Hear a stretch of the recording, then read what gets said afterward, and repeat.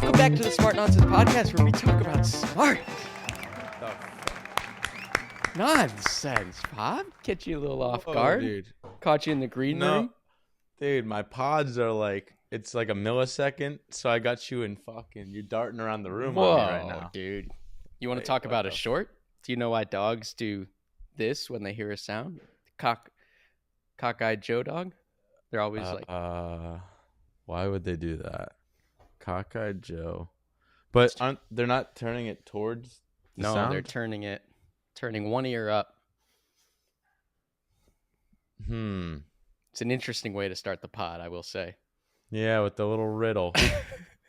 How would going? Okay, so it's going. We're not doing this. We're not parallel. doing this. We're not doing this.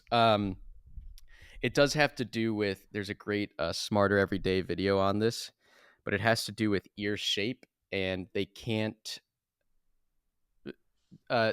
discern where a sound is coming from based on ear shape, or maybe if it's like over their head or something. So then you got to go cockeyed Joe. Oh. So I didn't even know that much, which is really, really fun for the listener. What's up, dude? Well, dude, all I know is I'm just gonna be talking to fucking Megatron for the next 20 minutes because you sound. Am I Megatron? You sound crazy. Yeah, Megatron in my ears. But no, good to be back. Good to be with Megatron. That doesn't sound good at all, Pop. No, you know what you sound like? Actually, you sound like Bane from Batman. Yeah.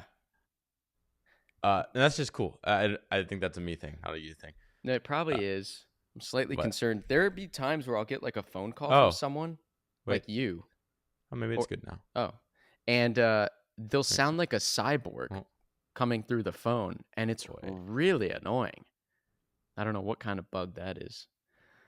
Sorry, dude. You just did a little. Did a little cockeyed dog. I'm like, is it bad enough to restart the podcast? We can pause. Let's pause. Okay. Well, and we're back, dude. Bang. Welcome Bang, back. dude. Wow. No more Bane. Bane to Henry. Look at that. Bane to Belky would be a better one. No, we're good. I'm in a bad mood. After all that, because this is going to sound really pretentious, but I had Subway for lunch. It's not good. Was that a joke? Oh, is that not? Like, I mean, like, the whole world runs on Subway. So for me to be like, I ate it and it tastes like shit, it just wasn't good. Wasn't good. I thought you said, I think you were in your own head because you said, this is going to sound pretentious, I had Subway for lunch. Which to me sounds like you're flexing because you had a $5 footlong, which are $10 now. I had a 6-inch. I always have a 6-inch. Dude, it tastes like poop in your fucking kids menu. Yeah, I don't know, dude. I think a lot of chains have a peak, and Subway's peak was 2010, and it's just I don't eat at Chipotle anymore.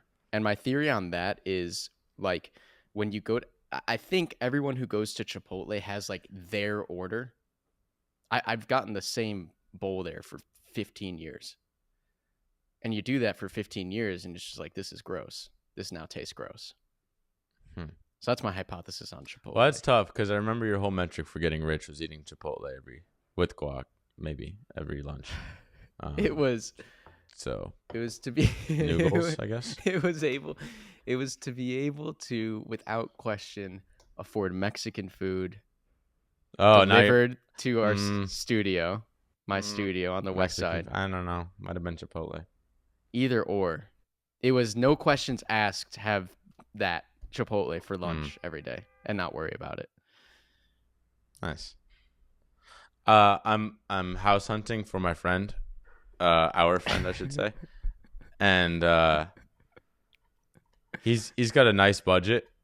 It's basically anywhere from $6,000 to $10,000 a month.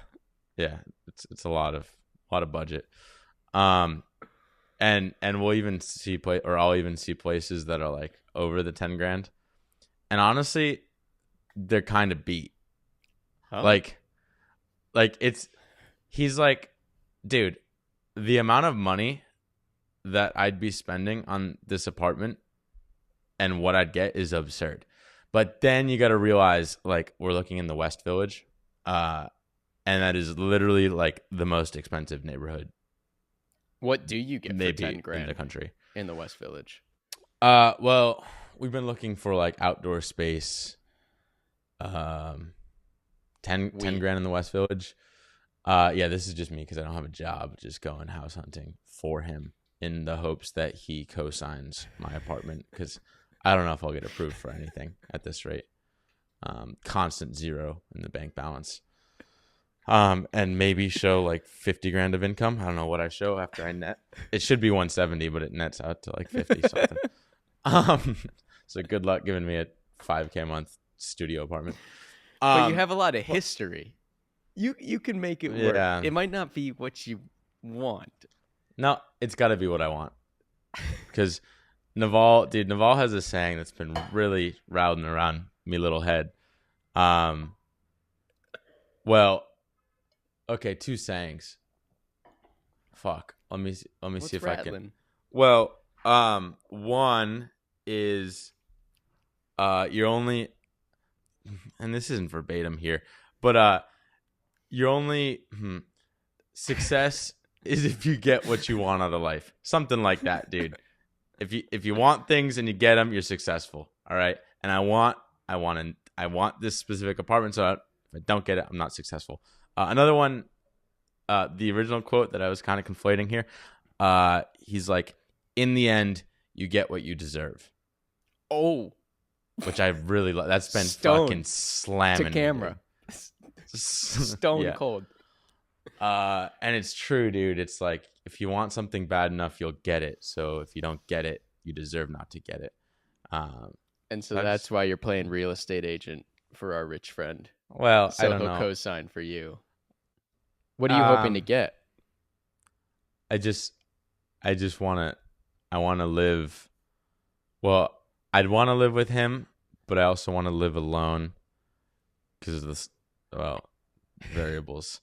Yeah, I don't know, dude. But point is, it's kind of funny just how money works, and it doesn't get you very far here because we want like an outdoor space to host people, but you really just it's hard. It's hard out here. Was there a story there? I don't know, dude. But now we learned a thing or two. Well, this Naval. friend also, yeah, he used to be our best friend, and he works really hard. And so now he's not really our friend. And I was kind of joking about that with him. And we don't hang out anymore. And so I told him this. But the silver lining is because we don't hang out, I had to make new friends. And I don't want to say... I think these new friends have just really opened my eyes. I was just listening to our episode titled... something like I got waterboarded in Istanbul. Yeah. And that's what you were saying then. Your eyes had been opened. Yeah. Well, I just realized, like, okay, so half of our college friends are very PC, and my jokes aren't PC. So I can't even, like, make funnies with them. So we just play sports. So those friends aren't really there. Sports, dude. Yeah, I don't even do that. Well, that's all we got. And then the other two... basically you and this other friend. But the problem with you two, Ayes was kind of different in college. He was really cool, hung out with a lot of people, had a lot of events, but now he's just gotten tired. He's just old and tired. And now it's kind of like when people like they want to date someone young because they just have like a youthful energy to them, a vibrance. Like I've just been hanging out with like retirees, and now I go back and like these friends are like a year or two younger. And they still have that vibrance, and they really get after it. And dude, I feel like I'm finally for the first time living my 20s, and it's incredible, dude. It is incredible, and I didn't mean to cack at you. That was a bittersweet, just a bittersweet happy for you, cack. Thanks. You feel alive. Oh, that was it. I do. It really. I get it, dude. All I want to say is I get it. Like a lot of people are like your 20s fucking crush, they slam, and now I just, dude. Here's the thing with my new friends too. They quickly figured out that I'm isosceles. Like they independently converged on isosceles, because I'd be like this guy with like a lot of values of like, I want like a sports girl and a smart girl, and I hate like blonde people, blonde girls, and like I had all these like qualifications, and then like they immediately just see me like contradicting myself all the time. And like, dude, Dylan is like the valueless man. He comes in and he's like, he's got all these values, and he's like, you have no values. you say you have values. You say you have values, right? But they all cancel out. Right. So now that's the joke, is I have no values. Well, I forgot, because we hadn't been on the pod in a while. I was traveling last week. So I don't know what else happened, but I was in San Francisco at a event for Mercury, our bank. Sean Puri was giving a talk there, and we didn't have a chance to connect at the thing, but he called me up after, because he was like, why were you here? What's going on? And he was asking about you, and I was like, yeah, he's in New York, doing his thing. We're doing our thing, and he's looking, for a wife and whatnot. And Sean was like, oh, that's perfect, because tomorrow we're releasing like this podcast with Logan Ury, who wrote the book like How to Not Die Alone. I was going to say Die with Zero. How to same don't thing. die with zero people. And great book. I think I actually barely remember it. But Sean was like, she says this fascinating thing, and like maybe this would apply to Dylan. Basically the idea of this theory, this thing called the secretary problem, where you're trying to hire a new secretary, and it's all about how much time you should spend in the sampling phase, and then you basically fire all those people, and then after you've sampled enough people, the next person you find that is as good or better than your best secretary or girlfriend or boyfriend or whatever, that's who you go with for life. And I was like, dude, you don't got to tell me twice. Dylan's run the algorithm. I independently solved the secretary problem. 1 over E, dude. Sean was like, he did it. He took the secretary problem literally. Because on the pod, he was one. I think he even asked Logan, like, does anyone actually do that? And I was like, Dylan, dude. Isosceles. Well, who knows if I actually will. It was kind of just a good justification for like not committing before 26, and then who knows. Yeah. So isosceles, dude. I don't even want to necessarily get into it. I don't know how to. But like, might have been the craziest weekend of my life. Oh. Doesn't want to get into it. Maybe. I don't know if craziest is the right word. Before we get there, let me see if I have any small threads, because that's usually about all I bring. We've got audience members now asking you to join them at the Sloppy Span. So yeah, dude, I have meetups at the Sloppy Span. So there's that. And then I've got on here, and we don't have to get into this, but you're going to die from eating Dunkin'. It's not my fault. Eating munchkins all day from Dunkin'. We don't have to get into that. We can do that next time. No. I'm not going to the doctor. I'll just say a quick one before we get into your crazy weekend. I was in San Francisco last week, and I have a Tesla, right? And the thing has autopilot and drives itself, and it's like magic. But in San Francisco, I ordered the magic and drove in a Waymo for the first time. You know, the robot cars, robot taxis. It's the future, dude. And it felt like I was in San Francisco in about 2010 when Lyft and Uber were coming out. Literally, like the Lyfts would show up with a big pink mustache on the bumper. Like that was San Francisco in 2010. And I remember ordering that from my phone and being like, this is happening. It's happening here. This is the future. And San Francisco, you just see like it seems like 1 out of every 4 cars is a Waymo going down the street. It's freaking amazing. The experience is great. The interface is great. It's playing like ambient vibe meditation music. I'm just meditating. Yeah. It's so you realize like once you don't have this random Yanni driving your car, such a better experience. It's just like you can do whatever the hell you want. Yeah. I guess you're on camera. Yeah, we were fighting in the back of one. Oh on yeah. camera. Yeah. What are you Forget fighting why. about? Athena wasn't Hey, dude. feeling well, and I really wanted to go have a picnic on the Oh. I really wanted to go have a picnic on the beach, looking over at the it's called Baker Beach, my favorite beach, looking at the what's that red thing called? The Golden Gate Bridge. Thank you. The Golden Gate Bridge. And she wasn't feeling well. And then the then the robo-taxi showed up. Like she didn't want to go, and then the robo-taxi The showed up. robo-taxis there. I know. We got in the back seat. She's like, "You're not listening to me. I didn't want to go." I was like, "Oh, well, Yeah, but can't the exactly let." robo-taxi. It was yeah, and then it was kind of going through my head like, is it possible for me to make the taxi stop or turn around and take her back? And then she was like, yeah. actually, like I didn't feel as bad as I thought I was gonna in the robo-taxi, so I'll do your picnic. And then we had a nice picnic. Huh. Oh Yeah, man, a little tartan. yeah, we wouldn't have had that conversation if there was a driver there. Right, you would just let that bottle right up, explode later. Yeah, exactly. And right, so we got to hash it out, and then we had a wonderful picnic. Huh. Mwah. So your weekend, where'd you go? Friendly. It was Memorial Day weekend. Oh, just Red. I mean, I can't get into the details because it's debauchery, but I realized, dude, I think part of the problem was like for years I'd be very anti-drinking, and I realized drinking's pretty fun, dude. It's pretty fucking fun, dude. I saw the cleans. Yeah. Yeah, it rocks, fuck, dude. It rocks. It makes dude. everything. It's so fucking Lindy too. It's so Lindy. I don't know what, dude. Sober Sal is not it. Fucking just getting after it with the dude. Oh my god, dude. Can't even begin to tell you. I mean, high level. Like you were in New Jersey or something. Yeah. So high level. There's the Stone Harbor. It's like a very nice. It's like the Hamptons in New Jersey or something. It's like a very nice area.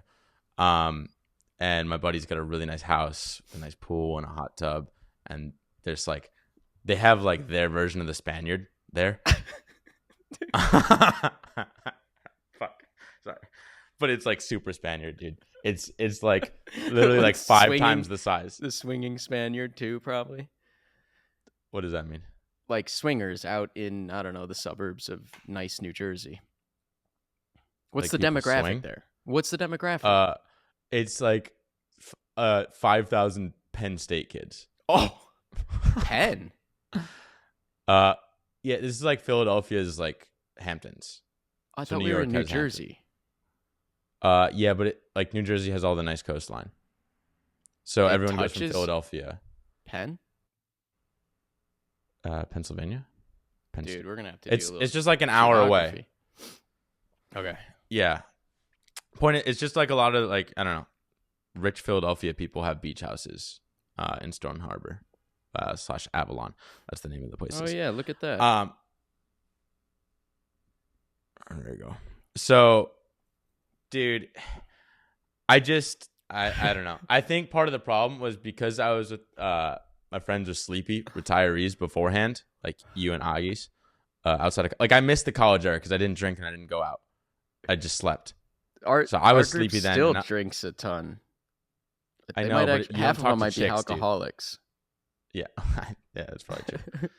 Point is though, like these friends, we'll like sit down on a table and we'll drink, and there's like a table of hot chicks next to us, and we'll just start chatting them up, and then like other tables join, and then everyone's just fucking jamming. It's like my dream come true. And then, dude, and that's to start the night, and then, dude, to end the night, dude, debauchery, dude. And I can't get into it. It was a lot, but it's just like every childhood dream almost coming true and then not coming true. Fuck. So what's the takeaway? Alcohol. The takeaway, dude, is Lindy. Alcohol fucking rips, now? Dude. I don't drink too much. I actually, because I'm not an alcoholic, I have great pacing. I don't mean to fucking tap myself on the back or whatever, pat myself on the back, but like I get it. If you can hammer that buzz range, and also your boy, dude. like the boys are buzzing too, so there's a natural buzz kicking in. So it was just slamming the spectrum right in the sweet spot. You are saying things that most people figure out at 19.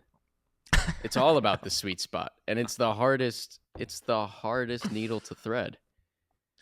Right. Because right when you're threading the eye, you go too far, and then you're on the ground making a fool of yourself.